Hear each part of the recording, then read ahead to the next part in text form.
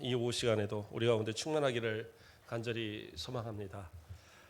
오늘 이 오후 시간에는 부끄러움 없는 신앙이라는 제목으로 말씀을 나누고자 합니다. 지난주에 이제 우리가 기도에 대한 내용들을 두 번에 걸쳐서 이렇게 배웠고요. 오늘도 사실은 이제 기도와 관련된 부분인데 좀 더 넓은 범위로 제가 신앙이다라고 이름을 붙였어요. 우리가 그 매스컴이나 이런 데에서 자주 나오는 것들을 보면 기독교에게 상당히 기독교에 대해서 비판적인 그러한 내용들을 많이 보게 됩니다.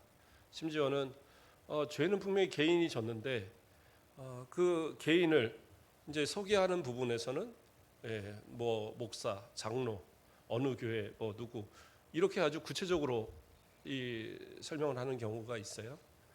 그러면 그런 일이 터질 때마다 우리가 이 얼굴을 들고 다니기가 참 부끄러운 일들이 많이 있죠. 도대체 기독교인들을 왜 그러냐? 기독교에 다 병들었다. 기독교 필요 없다. 뭐 이런 얘기들을 아주 서슴지 않고 우리 앞에서 하거든요. 솔직히 목사님이지만 저도 얼굴이 그런 얘기 들으면 얼굴이 낯뜨겁게 느껴질 때가 사실은 많이 있습니다. 부끄럽기도 하고. 그러나 우리가 분명히 생각해야 될 것은 그것은 죄에 대한 부끄러움이지 기독교에 대한 예수 그리스도에 대한 부끄러움이 돼서는 안 돼요. 어떤 상황이 돼도 어떤 환경에 있을지라도 성도는 예수 그리스도에 대해서 우리가 믿는 믿음에 대해서 담대할 수 있어야 돼요. 사람들은 분명히 손가락질을 하죠. 그러나 그것은 그 개인에 대한 죄에 대한 문제지 기독교가 문제가 된 건 아니에요. 물론 과거 기독교는 이 땅에 들어오면서 많은 바람을 일으켰어요. 죄짓던 사람들이 회개하고 변화되는 역사들, 깡패가 회개하고 목사님이 되고 도둑이 회개하고 자신이 도둑임을 밝히고 첩을 두는 것이 일상이었던 이 나라에 회개하고 나서 그 첩들을 집으로 돌려보내고 그러한 이제 모습들이 이 땅에 있었단 말이에요. 그러니까 기독교인들에 대해서 다들 바라보고 그 모습 속에 도전을 받고 겉으로는 핍박할 망정 속으로는 그래도 저 그리스도인답게 살아야 된다라는 그러한 모습들이 있었단 말이에요. 그러나 지금은 갈수록 그러한 모습들이 점점 없어져 가죠. 꼭 무슨 죄를 져서가 아닐지라도 기독교인들 하면 뭔가 바늘로 찌러도 피 한 방울 안 날 것 같은 그런 아주 그 자린고비 같은 그런 모습으로 자꾸 묘사를 하고 그런 아주 뭔가 이 자신들이 볼 때 도덕적으로나 어떤 그런 윤리적으로나 자신들보다 우월하지 않다라고 자꾸 여기는 그런 모습들을 보게 돼요. 그러나 분명한 것은 성도들은 그러한 것으로 인해서 죄에 대한 부분에선 부끄러워할 수 있어야 되지만 그러나 분명하게 예수 그리스도에 대해서 복음에 대해서는 부끄러워하면 안 돼요. 믿음에 대해서는 부끄러워하면 안 돼요. 오히려 비난하는 그들 앞에서 예수 그리스도를 증거할 수 있어야 되고 그들 앞에서 참된 그리스도인의 모습이 무엇인가를 보여줄 수 있는 모습, 그게 진짜 신앙의 모습인 거예요.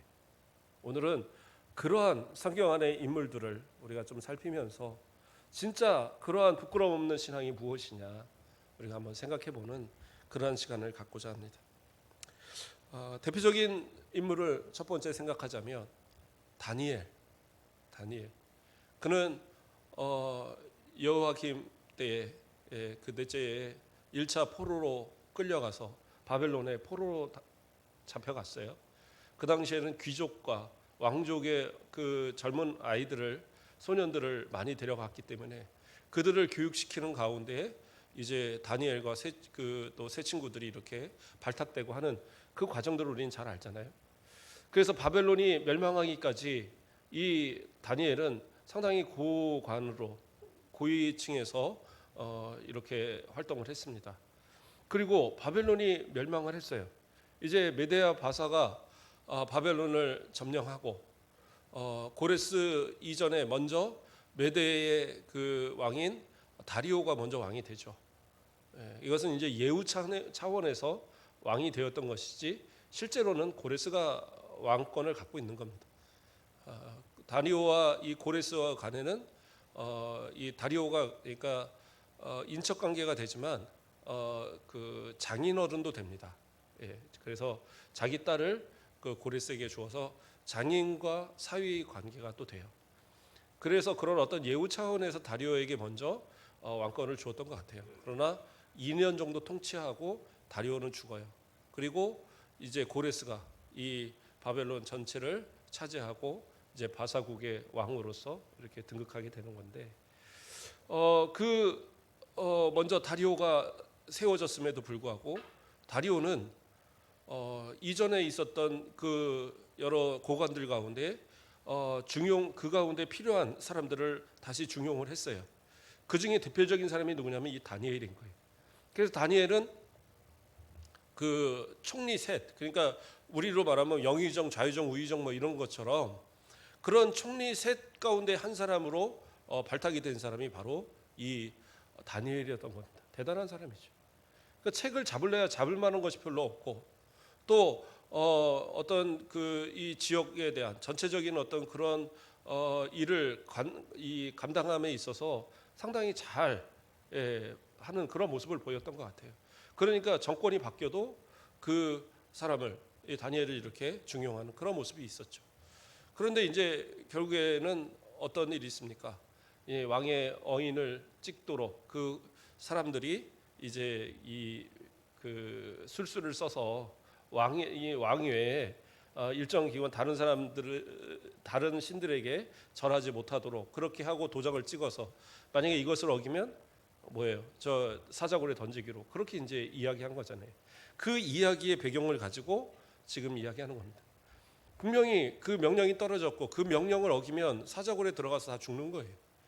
그런 것이 분명함에도 불구하고 다니엘은 어떻게 합니까?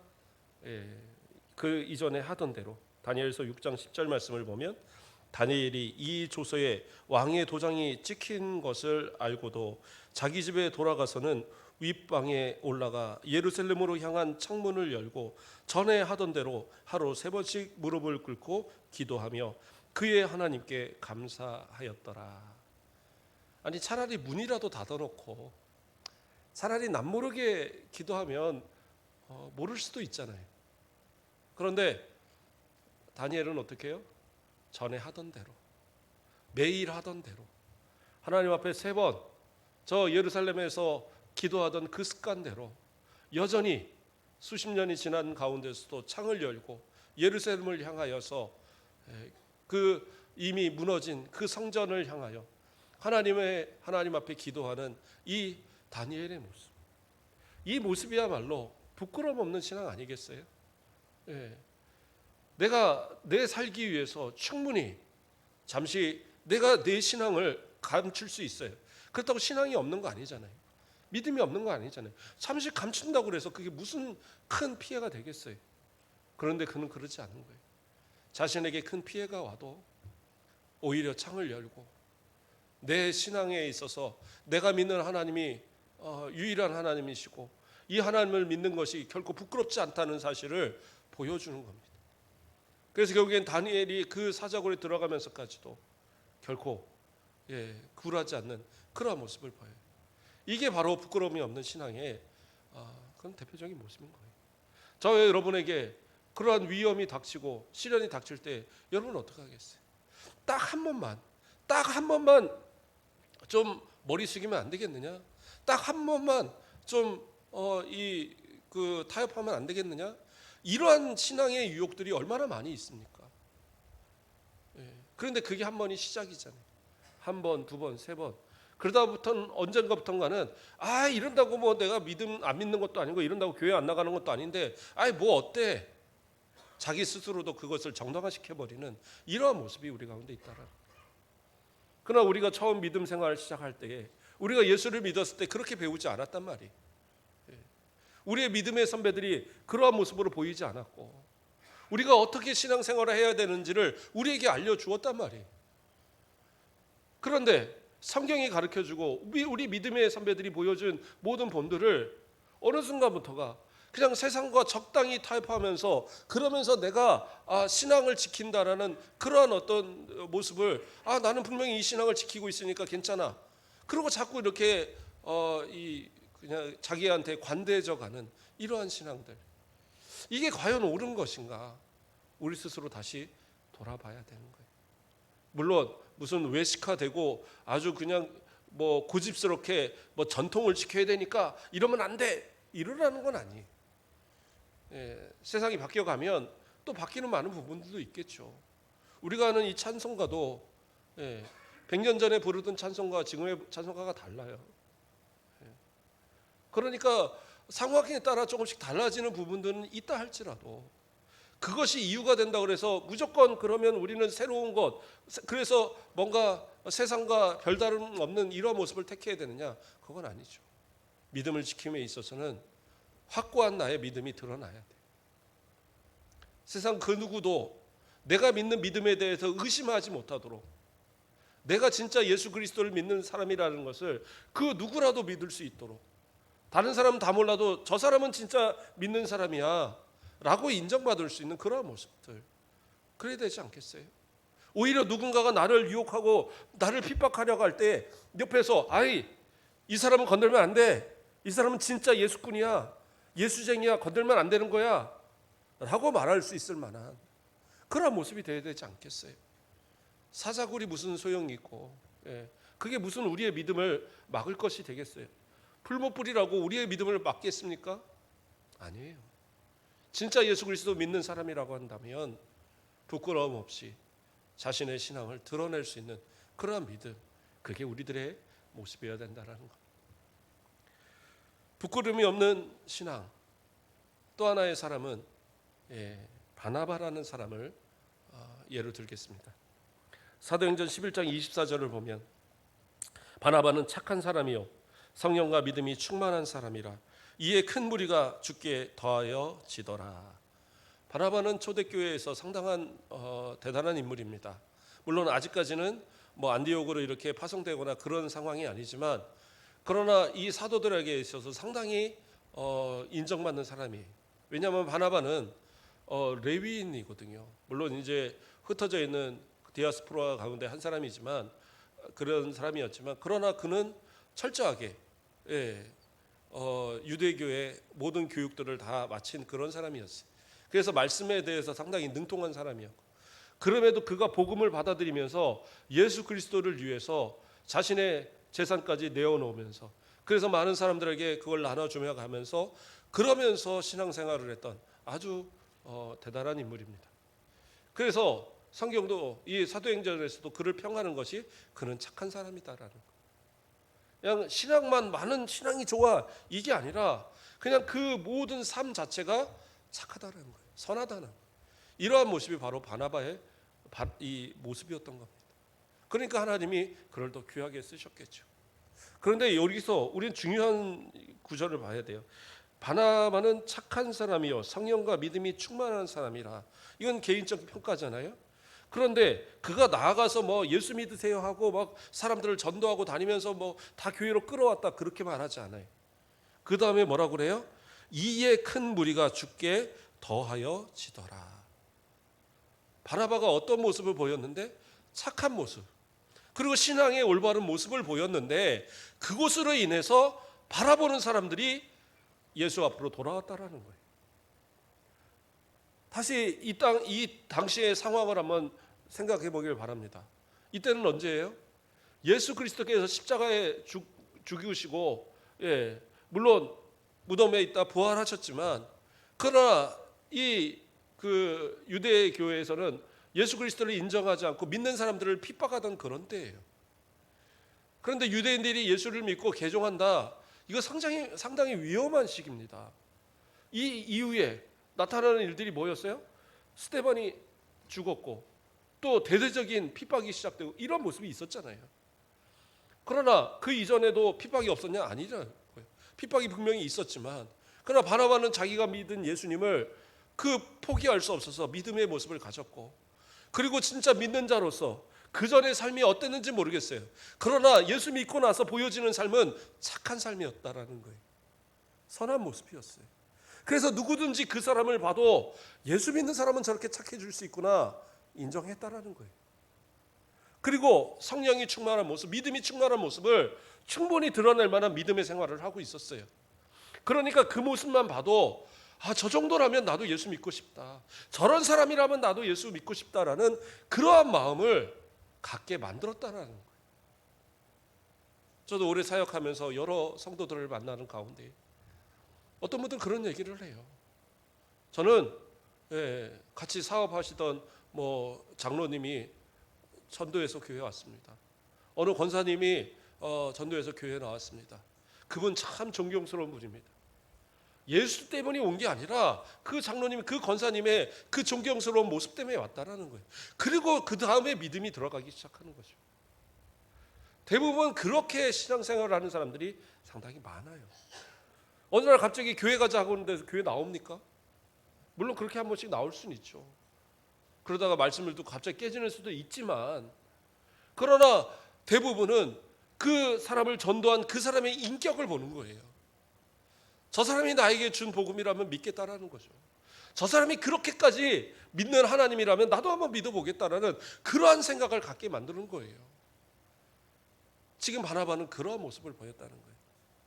그가 만약에 신앙을 부끄러워하고 자신이 가진 이 믿음을 부끄러워해서 드러내지 못하고 감추었다고 한다면 복음의 역사는 일어날 수가 없어요. 그러나 바나바는 자신의 모든 지위를 내려놓고 레위인의 그러한 모든 자신의 권한도 다 내려놓고 가졌던 제사마저 포기하고 자신은 오로지 예수 그리스도로, 오전의 설교처럼 예수 그리스도가 자기 안에 모셔지고 예수 그리스도로 가득한 그 믿음 안에서의 삶의 모습을 보여준 거예요. 그게 부끄러움 없는 신앙의 모습 아니겠습니까? 그러니까 그 모습을 바라보고 많은 사람들이 예수께 더해지는 그러한 은혜의 역사가 일어났다라는 거예요. 그런데 오늘날은 기독교가 감소를 합니다. 참 안타까운 일이에요. 그 기독교가 감소하면 어디로 가느냐? 많은 사람들이 천주교로 가고 또 많은 사람은 이단으로 빠집니다. 왜 그런 줄 아세요? 기독교 안에서 그런 착한 모습을 못 보겠다라는 거예요. 성도들 안에서 그런 사랑의 모습을 못 느끼겠다라는 거예요. 근데 이단들은 어떻게 해요? 하나 꼬시려면 아주 열심을 다합니다.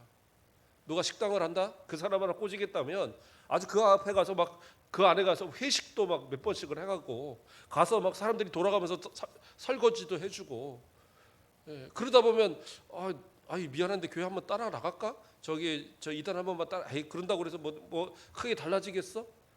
이러면서 시작된 사람들이 대부분이에요.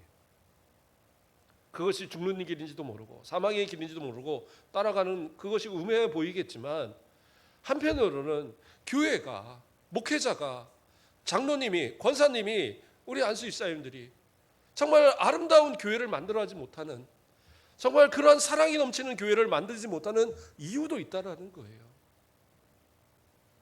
그 사랑에 고픈 성도들이 그 자신들에 대한 관심, 뭔가 그 배려, 그거에 속아서 이단에 빠지고, 또 천주교는요 되게 조직적이잖아요.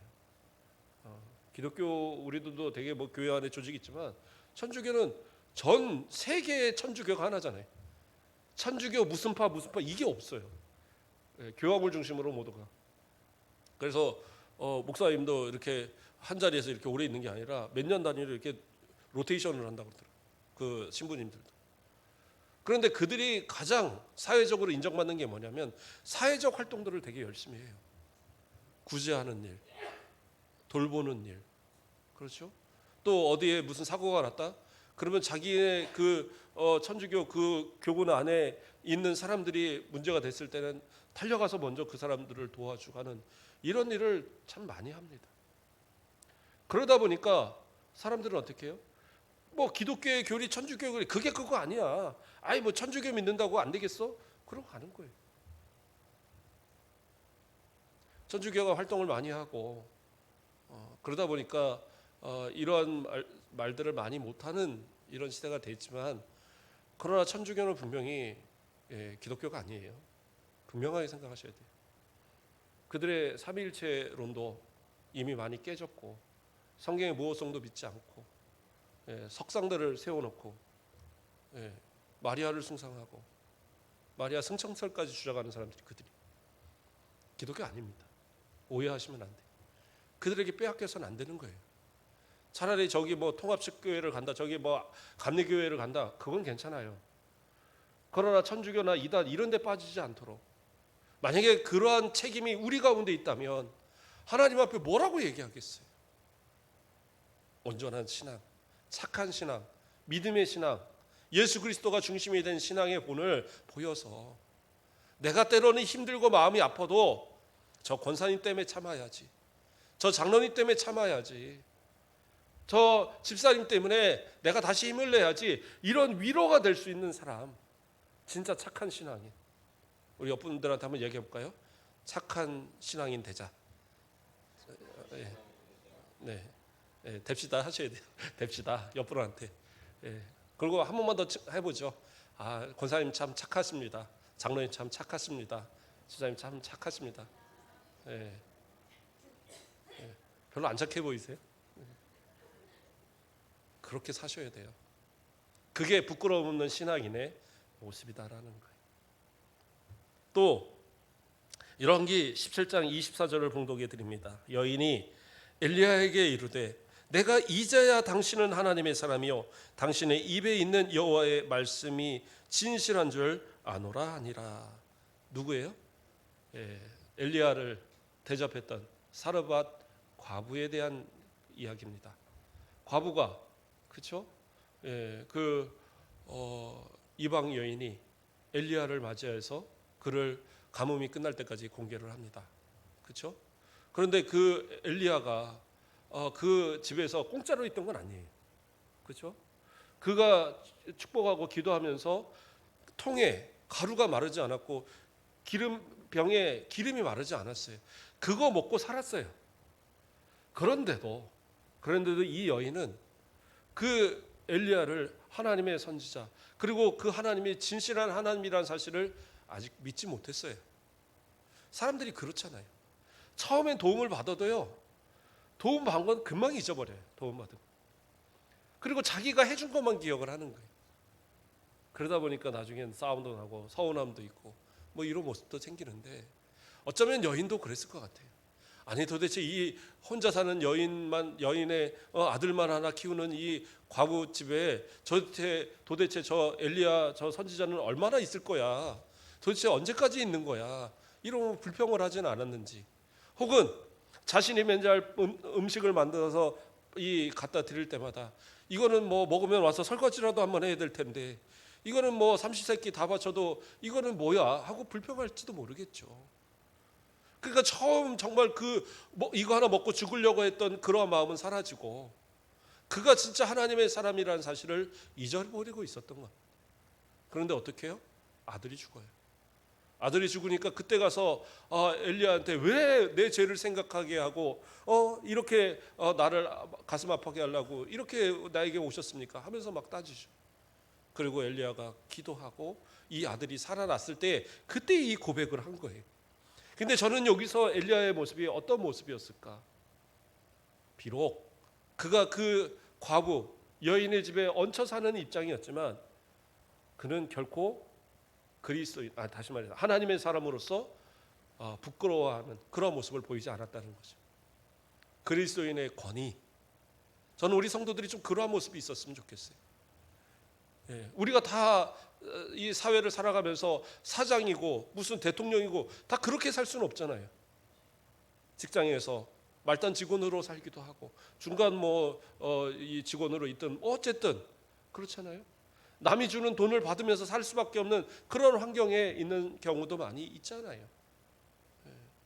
또는 사회적 어떤 지위나 이런 부분에서도 내가 대장은 아닐 테니까. 그러나 그렇다고 해서 그곳에서 내가 항상 꼬리처럼 살아가느냐, 그게 아니라는 거예요. 믿음의 머리가 되시라고요. 권위 있게 사세요. 그것이 얼마나 중요한데. 내 직장 상사를 할지라도 내 믿음에 대해서 판단하지 못하도록 확실한 권위의 모습을 보이셔야 돼요.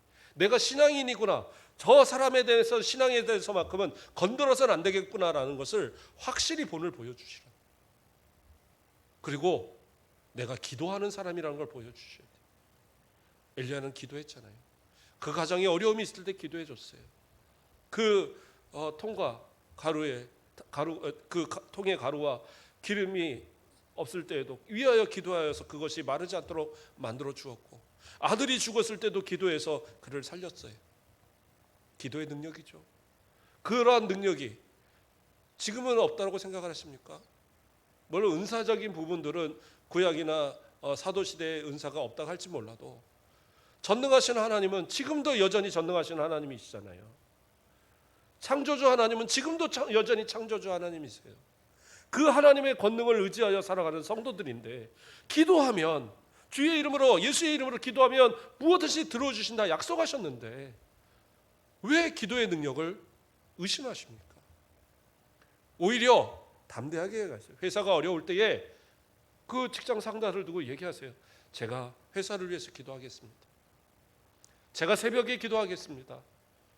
제가 주일마다 기도하겠습니다.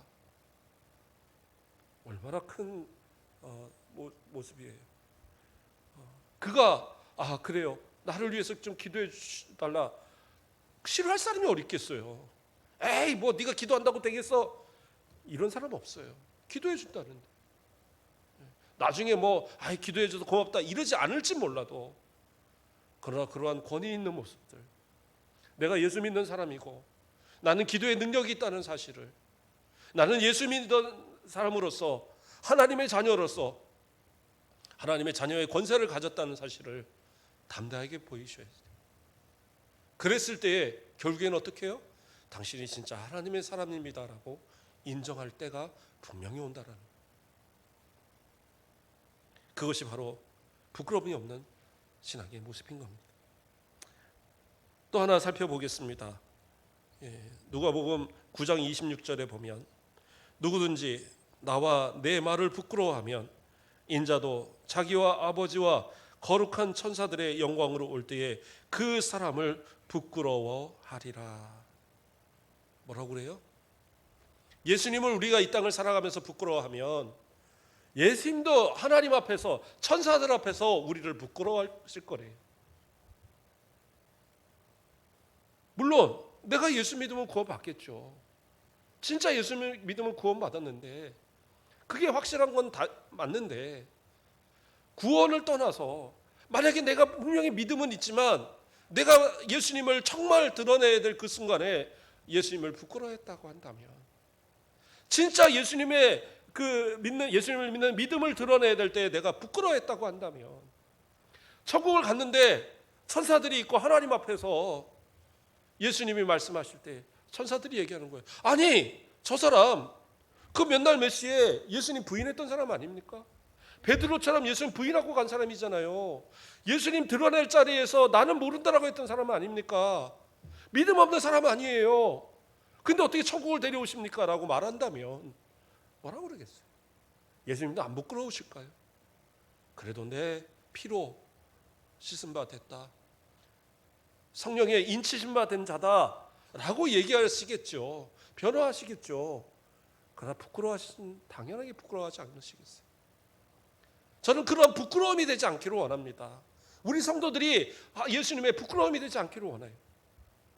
천국의 모든 천군 천사들이 그 나팔을 울며 우리를 반기고 저 영원한 천국에 그렇게 기다리던 당신이 왔습니다 하고 환영할 수 있는 그러한 모습, 이 땅에서 예수 자랑하고 예수 드러내고 정말 복음으로 드러내며 살아가는 그러한 모습, 어떤 환경, 어떤 어려움에 굴하지 않고 오직 예수로만 산 그 모습, 천국에서 해같이 빛나지 않겠어요? 다시 사도 바울의 모습을 한번 살펴보면, 사도 바울은 어떤 모습이었어요? 사도행전 26장 24절 말씀을 보면, 바울이 이같이 변명하매 베스도가 크게 소리내어 이르되, 바울아 내가 미쳤도다, 내 많은 학문이 너를 미치게 한다 하니. 이게 뭐예요? 이 가이사랴 지방의 그 총독 이 베스도, 그리고 분봉왕인 그 아그리빠가 이 베스도를 찾아왔을 때에 그 앞에서 이제 바울을 놓고 바울의 말을 들어보는 거예요. 근데 바울이 그 앞에서 뭐 하냐? 예수 증거하는 거예요.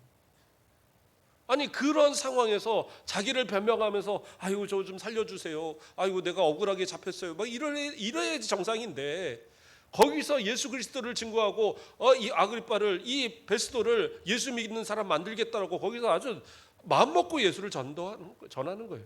그러니까 얼굴이 막 뜨거워진 이 베스도가 시커먼 아그리빠도 와 있는데 이거 나를 이렇게 물먹이나 해갖고 거기서 막 화를 내면서 너 미쳤다라는 거예요. 너의 학문이 너를 미쳤다. 뭐예요? 복음이 너를 미치겠다. 이 정도는 들어야 되지 않으시겠어요? 예수에 미친 사람들, 예수쟁이들, 너 진짜 예수쟁이구나. 너 예수에 진짜 미쳤구나. 이 정도 말은 들어야지 그리스도인이다 말할 수 있지 않을까요? 제가 너무 큰 거를 요구하고 큰 거를 말하는 건가요? 아니요. 어렵지 않아요. 예수 드러내야 될 자리, 복음 드러내야 될 자리에서 입 다물지 마시고 고개 숙이지 마시고 얼굴 딱 드시고 담대하게 예수 증거하세요. 그러면 되는 거예요. 우리가 말할 수 있는 자리가 얼마나 많이 있어요. 네. 머리 깎으러 가서 머리 깎으면서 그 긴 시간 동안 뭐 하겠어요? 교회 다니세요? 예수 믿으시나요? 한마디 못해요. 식당에서 맛있게 먹으면서 예수 믿으시라 그 한마디 못합니까? 직장에서 매일 보는 상사에게 그 아랫사람들에게 동료들에게 예수 믿으라는 말을 한마디 못해요. 그러니까 10년이 지나도 내가 예수 믿는 줄 모르는 거예요. 말 안 하니까. 표현하시라고요. 예수를 증거해야, 그래야 부끄러워하지 않고 예수님을 드러내야 저 천국에 갔을 때에 예수님이 나를 자랑스럽게 여기신다니까요.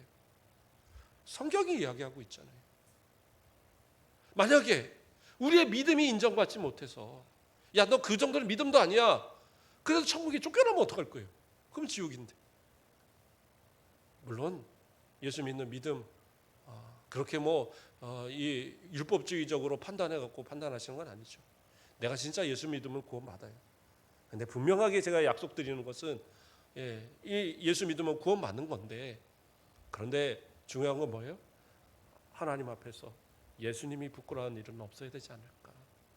나 구원하기 위해 십자가에 못 박힌 것이 부끄러워서는 안 되지 않겠는가. 자식이 잘못을 하면 누가 부끄러워해요? 부모가 부끄러워하는 거예요. 형제가 잘못하면 형제가 욕을 먹는 거예요. 내가 잘못하면 예수님이 욕을 먹어요. 내가 복음을 부끄러워하면 예수님이 나를 부끄러워하게 되는 거예요. 진짜 예수님 위해서 부끄럽지 않는 신앙의 모습들을 우리가 나타내 보자고요. 마지막으로 하나만 더 살펴보겠습니다. 로마서 6장 21절에서 22절을 보면 너희가 그때에 무슨 열매를 얻었느냐? 이제는 너희가 그 일을 부끄러워하나니 이는 그 마지막이 사망이라. 그러나 이제는 너희가 죄로부터 해방되고 하나님께 종이 되어 거룩함에 이르는 열매를 맺었으니 그 마지막은 영생이라. 이게 뭐예요? 세상 가운데 살아갈 때, 세상과 연하여 죄 가운데 살아갈 때에 그 끝은 사망이에요. 아무리 많은 것을 얻어서 나를 높이고 나를 자랑하고 나를 드러낼 만한 그러한 모습이 됐다 할지라도, 그러나 예수가 없으면, 복음이 없으면 그는 어떻게 해요? 지옥이에요. 사망이에요. 진짜 예수 그리스도를 믿는 사람이라고 한다면 자신을 드러내서, 진짜 믿음을 드러내서 예수 그리스도를 드러내서, 그래서 나를 통하여 복음이 증거되고 자랑되어지도록, 그렇게 되면 그 결과는 뭐예요? 영생이다라는 거예요. 하나님의 종, 예수 그리스도의 종. 종은 뭐 하는 사람이에요? 주인의 말에 철저하게 순종하는, 그리고 모든 영광을 주인에게 돌리는 그러한 모습이 종이에요. 저와 여러분 하나님의 자녀이지만 또 그리스도의 종이고 하나님의 종들이, 종이든 자녀든 가장 중요한 건 뭐예요? 아버지의 이름을 영광 돌려야 되고 주인의 이름을 높이는 것이 종의 모습, 자녀의 모습인 거예요. 부끄러워하지 않으시길 바랍니다. 다니엘처럼 문을 열고 담대하게 나의 신앙을 자랑할 수 있는 모습들, 권위 있고 정말 내가 기도하는 사람이라는 것을 모든 사람에게 인정받을 만한 그런 모습들. 삶의 모든 부분에서 예수 그리스도를 자랑하고 복음을 자랑함으로 인해서 예수님께서 우리를 자랑스럽게 여기실 만한 그러한 삶의 모습들을 살아가시는, 세상의 사망의 길을 택하여 달려가지 마시고 오직 영생의 길을 향하여 달려가는 하나님의 종, 예수 그리스도의 종, 하나님의 자녀들의 삶을 살아가시는 저와 여러분 되시길 주님의 이름으로 축복드립니다. 기도하겠습니다. 사랑의 하나님, 감사를 드립니다. 우리는 날마다 하나님 앞에 부끄러운 모습으로 살아가는 그러한 모습은 아닌가 돌아봅니다. 예수의 이름으로만 살아가야 되는데, 예수 믿는 믿음 안에서만 살아야 되는데, 오직 예수만 드러내고 복음만 드러내며 살아야 되는데, 어느 순간 복음은 사라지고 예수님은 사라지고 나만 드러내고 내 욕심만 드러내고 내 삶의 그 영광만을 드러내는 그러한 모습은 아니었습니까? 이제 오직 주님만 드러내며 살게 하옵소서. 부끄러워하지 않게 하옵소서. 복음으로 살게 하옵소서. 예수 그리스도가 나를 자랑스럽게 여길 만한 믿음의 사람들 되어지도록, 부끄러움이 없는 신앙 가운데 살아가는 우리 모든 성도들 되도록 인도하여 주시옵소서. 감사합니다. 예수 그리스도의 이름으로 기도드립니다. 아멘.